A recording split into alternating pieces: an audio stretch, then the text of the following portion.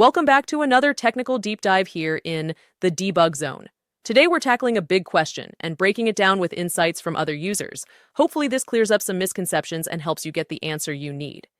So buckle up, stay a little curious, and let's jump right in.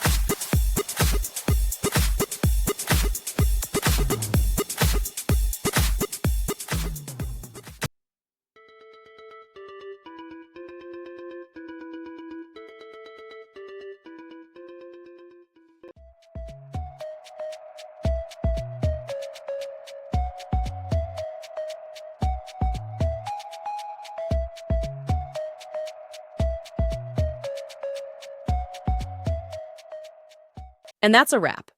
I hope you found the answer you were looking for. If you did, take a second to hit that subscribe button. It really helps out. And let me know in the comments which solution worked best for you. See you next time in the debug zone.